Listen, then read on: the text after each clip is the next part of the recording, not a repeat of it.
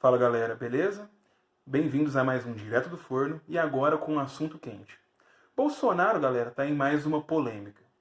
O presidente compartilhou nos seus grupos de WhatsApp privados, assim, assessores mais próximos, família, um vídeo que tá muito famoso, inclusive já tá correndo as redes sociais e a imprensa.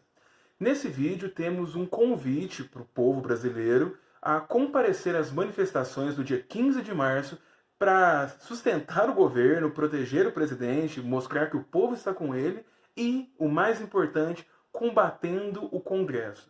É uma dessas manifestações onde a gente tem muito bem quem salvar e quem destruir. E o Bolsonaro, como presidente, não ficou muito bem compartilhando esse vídeo, mesmo que para os apoiadores. Ficou aquele clima no ar. Será que o presidente está querendo atacar o Congresso e chamar o povo para dar um golpe? Bom, analisaremos isso agora. Para entender essa crise, a gente tem que começar entendendo o lado bolsonarista da questão, afinal de contas, são eles que estão fazendo a manifestação, e por que eles vão escolher fazer isso justo no dia 15 de março. Começando pela data, o dia 15 de março tem um grande simbolismo para a direita brasileira. Foi nessa data que, no ano de 1964, aconteceu a Marcha com Deus da Família pela Liberdade. Essa marcha é um grande símbolo na direita. Ela estava ali colocando em pauta contra o que era considerado o socialismo do presidente João Goulart, que vai ser depois deposto pelos militares, está ali colocando uma perspectiva de classe média urbana, um tanto quanto conservadora, que buscava atacar o socialismo que estava presente no Brasil naquele momento, buscava alternativas às políticas de João Goulart, chamavam os militares para alguma intervenção mais animada, para encerrar o que seria a concretização de uma nova Cuba no Brasil. Então, o dia 15 de março tem um grande momento de mostrar uma pressão social. Um momento que a direita está, através do povo, colocando suas vozes nas ruas e buscando alguma legitimidade. O simbolismo, então, do núcleo bolsonarista que está chamando o povo a essa manifestação não mudou muito para honrar uma data como essa. Estamos vendo aqui uma parte da direita querendo, então, sustentar aquilo que eles pensam como certo como governo, que está combatendo o marxismo cultural, que está dando ordem, acabando com a corrupção, salvando a economia do Brasil. Tem essa percepção muito clara e está chamando o povo às ruas justamente para sustentar a sua visão, sustentar o presidente. Tem a percepção do lado bolsonarista atual, e isso todo mundo vê, e a gente pode ver se é realmente factível ou não, a questão que o Bolsonaro está sendo perseguido para os seus simpatizantes mais enraigados. Bolsonaro estaria sendo perseguido pela mídia, pelas redes sociais, pela esquerda, pelos universitários, enfim, para todo mundo que seria uma espécie de persona não grata. Dessa forma, um núcleo específico que está sendo, na visão dos bolsonaristas, um grande empecilho para se concretizar a política bolsonarista de governo é justamente o Congresso. Seja porque os políticos são todos corruptos e só pensam no tomar lá da cá, seja porque tem uma grande esquerda e um grande marxismo cultural nas instituições, a parcela bolsonarista acredita que há no Congresso obstáculos que impedem o governo Bolsonaro de agir.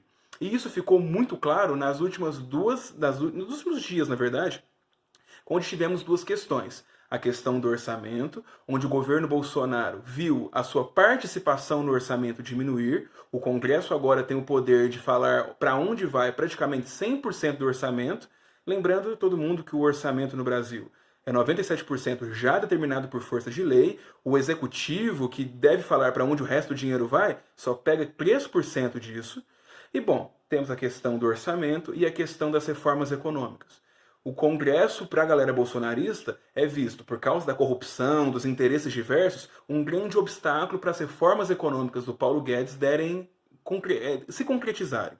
Dessa forma, então, seja no orçamento e o executivo perdendo cada vez mais poder, todo mundo fala, o Rodrigo Maia é o novo presidente, o parlamentarismo que o Brasil está vivendo, além desses obstáculos para se fazer a reforma econômica, temos um lado bolsonarista que está vendo que o Bolsonaro não está conseguindo concretizar sua visão de governo, está apanhando de tudo que é lado, e eles estão se vendo nessa questão com necessidade de apoiar, via manifestação, o seu presidente.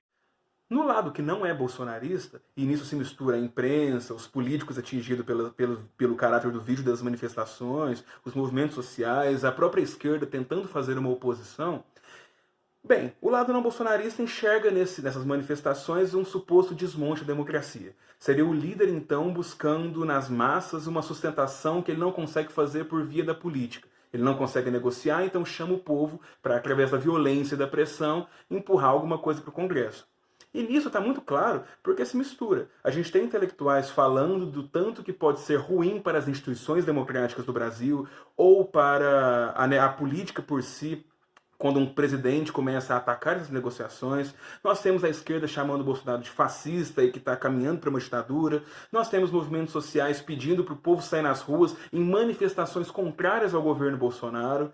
Então nós estamos vendo dois lados com força muito delimitada para suas bases, um cenário de grande polarização, mas aí vem a grande questão. A gente está realmente caminhando para a ditadura?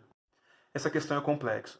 Porque o governo Bolsonaro, e eu já escrevi isso em textos recentes nas minhas redes sociais, acaba que compartilha de muitos elementos da cultura política clássica que o Brasil tem e que está presente também desde que a ditadura militar acabou.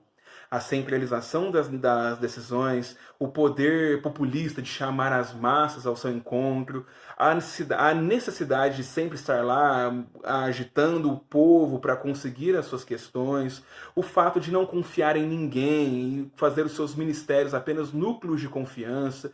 A gente assistiu isso no governo Collor, a gente assistiu isso no governo Dilma, e agora, de forma muito mais ruidosa, assistimos isso no governo Bolsonaro. Se a gente for para citar exemplos de democracia que o Brasil teve recentemente, como o governo FHC e o governo Lula, nós tivemos, em vez de embates com o Congresso para executar suas visões, corrupção. O mensalão não começa no PT. O mensalão começa desde as negociações para se reeleger o FHC lá em 97. Então, se você não se embate com o Congresso, você acaba comprando mesmo. Fora, claro, isso aqui é uma análise bem rasa que eu estou fazendo, mas acaba que as características macro de negociação política durante esses governos que vieram depois de 85 acabaram ou sendo confrontosos com o Congresso ou acabavam sendo negociadores demais. Se aliavam os clientelismos que o Brasil tem, as trocas de favores, a corrupção ativa mesmo. Então acaba que isso aconteceu muito no Brasil. Fora isso, no Brasil nós também temos um grande embate que começa desde a redemocratização. O Brasil, naquele momento, na Câmara dos Deputados, no Senado, nas frases de intelectuais, queria ser parlamentarista, ou seja, era o Congresso, através de um chefe de governo, o primeiro-ministro, que iria governar o Brasil. O presidente, apenas um chefe de Estado, seria uma figura simbólica de união. Acontece que a nossa Constituição, a de 88, as negociações políticas feitas na década de 80, que possibilitaram a redemocratização e as eleições que vieram até hoje, elas tiveram essa base parlamentar.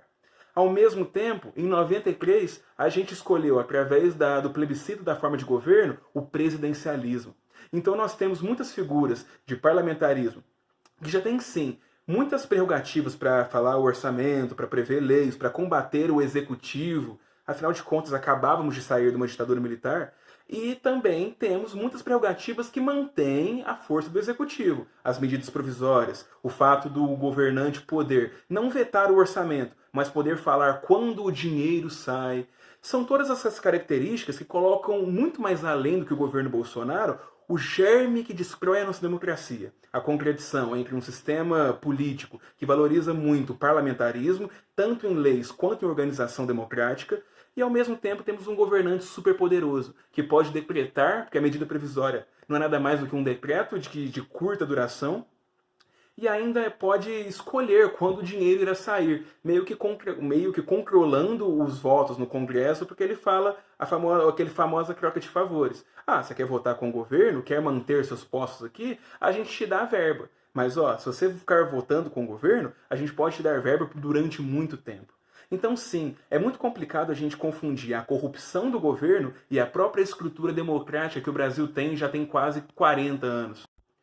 Dito que essas contradições são muito mais estruturais do que do próprio governo Bolsonaro, a gente pode ver que o problema é muito maior do que a gente pensa. Ah, Felipe, mas pode ser então que o governo Bolsonaro não esteja fazendo nada demais? Está. Quando um governante vai lá e exibe suas características autoritárias, que ele nega a comunicação, demoniza qualquer negociação política, chamando de corrupção, quando um governante só governa para as massas, para a galera que vê ele no Facebook, no WhatsApp, no Twitter, quando ele governa para hashtag, quando ele está lá sempre sendo ruidoso, bárbaro, diminuindo o decoro, falando xingamentos, fazendo uma questão ideológica muito feia, muito aberta. Até os governos petistas ou do PSDB, que tinham ideias próprias, conseguiam fazer mais na encolha. Enfim, acabava que está muito mais feio. E a mídia, com seus interesses próprios e com seu velho interesse em vender notícia, em vender informação, acaba aumentando muito o teor do que está acontecendo. E claro, nós somos comunicados, nós somos tocados por essa percepção. Isso faz parte da democracia. Devemos nos preocupar, então, não para achar que a democracia vai acabar. A ditadura não virá dessa maneira, não virá de um golpe militar, não virá de um autoritarismo. Ela só virá quando a forma de resistência, a forma de mobilização civil, a imprensa se calar. Mas até então, a gente tem sim que diagnosticar corretamente o que o governo Bolsonaro está fazendo. A gente tem que ver as raízes dos problemas, como eu mostrei aqui. É uma questão também estrutural, não apenas de como o governo Bolsonaro está agindo. Mas também temos que ver que quando um governante está fazendo essas coisas, está agindo como ele age, não está tudo bem. E esse é o ponto. Não podemos dizer que a democracia está tudo bem por ter esses discursos.